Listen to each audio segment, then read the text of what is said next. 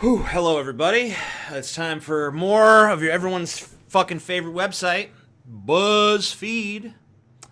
17 little sexist moments that take place in the bedroom. You can't say sexist without sex. Eh? Eh? I love corny jokes and shit, and even I think that was fucking lame. I guess it's not much of a joke. Ooh, so vaginal. It's like a Georgia O'Keeffe painting up in here. Number one, when he starts to go in with little regard for whether you're actually ready for him. Well, benefits of having a small cock, like I do. Small cocks for life. Yeah. Is that they're pretty much always ready for you.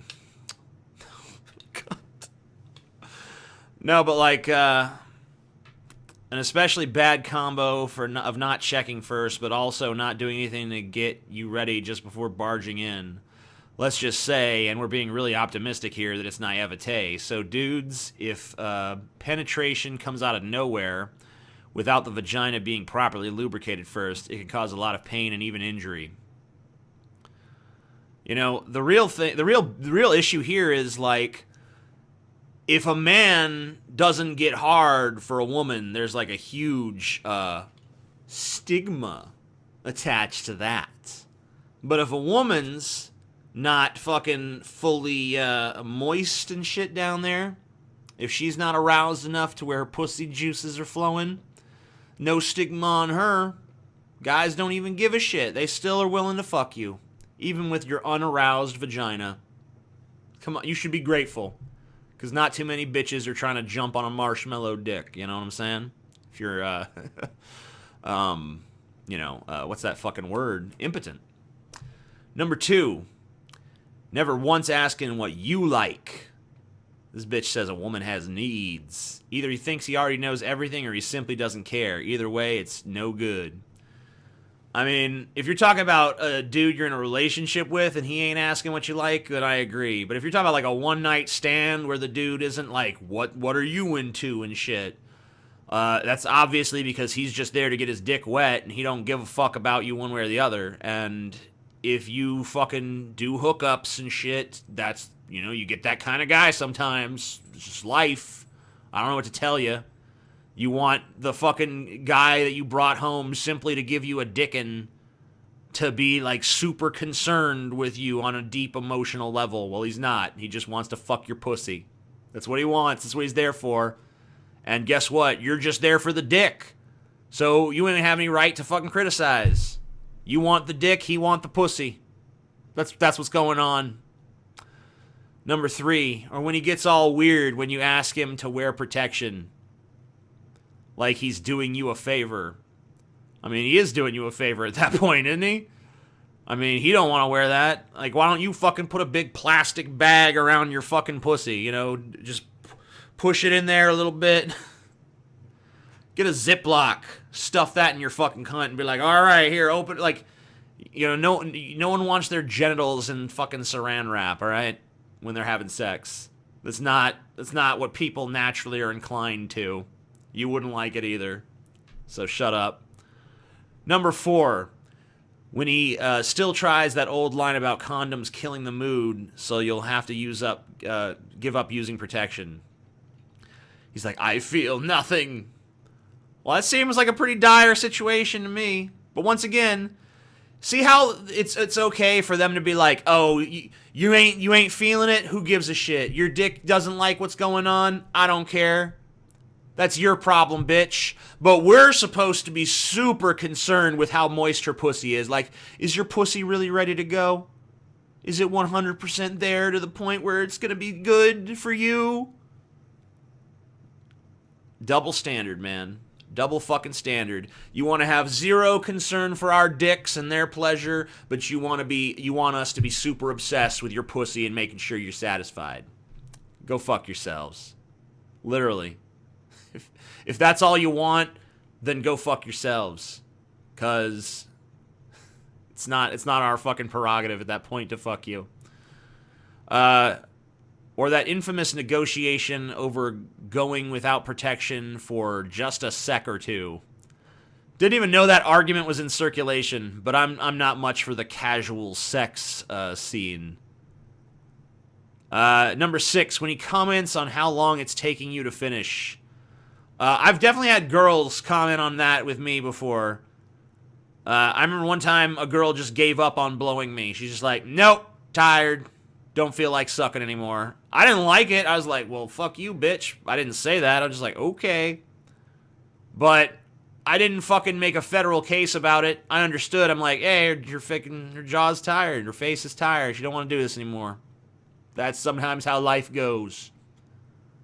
But every guy is just supposed to be fucking at it all night long, waiting for you to fucking come. And even if it takes him all night, even if he's there for fucking 3 hours and he's done every fucking thing with his fingers and his tongue and his dick and whatever other fucking things he's used trying to make you come, he still, even at that point, can't be like, look, literally every single thing I've got to poke, prod, or caress your pussy with is just tired and numb, so I'm gonna go. Like it's even your problem to begin with. It is your problem at that point. If you take so long to come that the guy can't even make you come, then first of all, you're probably not even sexually into the guy. So why are you fucking sleeping with him in the first place? Number 7. And when he knows that you don't like something, but you still have to put up with hearing, come on, do it for me. Once again, wasn't the last one just about how he has to do something even if he's not into it? Like, if he's not into fucking trying to make you come anymore, he's still got a soldier on, but you don't. Why don't you just call this sexual double standards in favor of females, the list? He won't shut up about anal sex, but has his own long list of things he refuses to do. Yeah, well, the reason you know about that long list of things he refuses to do is because you probably badger him to do those things too. But it's okay when you do it, right? Number 8, and when you say no, he makes that face like, oh, it's like that, huh? Insinuating he's gonna have to find someone else. And you're like, I don't give a fuck. After all, he has his needs. Yeah, it's wrong. His needs, basically what I'm getting from this list so far is his needs are just wretched, trivial, disgusting. Who gives a shit? No one gives a fuck. Fuck your needs, bitch. But your woman needs, those are oh my God, so important, so sacrosanct. How dare you for a moment question my needs? How dare you say you're too tired to fulfill my needs? Begone, insolent male, begone! You know, if that's the kind of relationship you're into, fine. But don't make a lot of sense if you're just talking about general human relationships. Like, if you want to be like, I'm a femdom, dominatrix bitch who control my man. And you got a man who's like, fuck yeah, that's my thing. That's great, have fun. But don't just be like, I'm just having normal human intimacy and I expect total obedience. That doesn't make fucking sense. That's wretched. Number 9, he thinks it's his right to complain if you're not perfectly smooth down there. I mean, it is his right. That might not be an intelligent decision on his part, but he certainly has the right to do it. Number 10, and for some reason, he always gets to decide the position. Because somehow all the positions that feel good for you are too boring for him. Funny how that works. Then don't fuck him. If he can't, unless he's literally raping you, and when I say rape, I mean like holding you down and like, bitch, you ain't getting away, and he's fucking you against your will, unless that's what's happening, he doesn't get to always decide the position unless you always just give him what he wants. Is that what's going on here? These women go out and they fucking let men fucking totally dominate them and shove their faces in the toilet and shit. And then they feel bad about it, so they write some empowered fucking list on Buzzfeed bitching about men, like men are like this.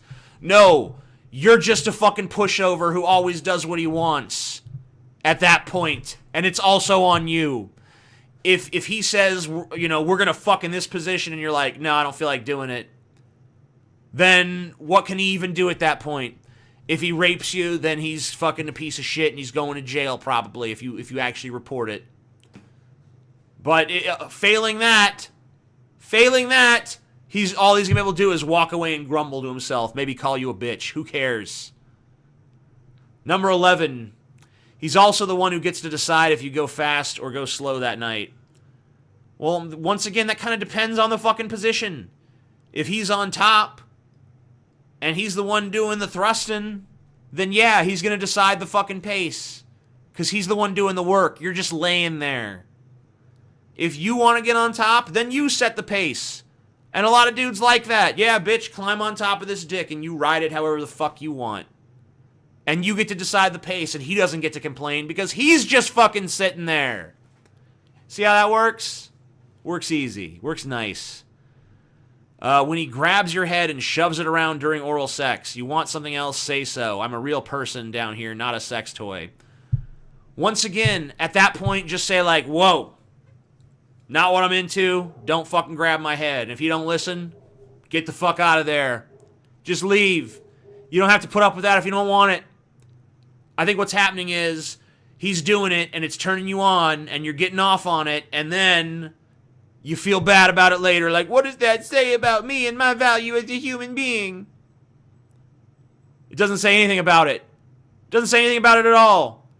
He wants to use your face as a fuck toy. Some women are into that. Maybe you're not one of them. If you're not one of them, then don't fucking do it. Don't fucking agree to it. Don't go along with it. So fucking easy. Oh my God, I solved all your fucking problems. Make a decision. Don't fuck a guy who don't fuck the way you want to fuck.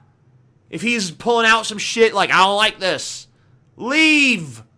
Leave or make him leave. For fuck's sake.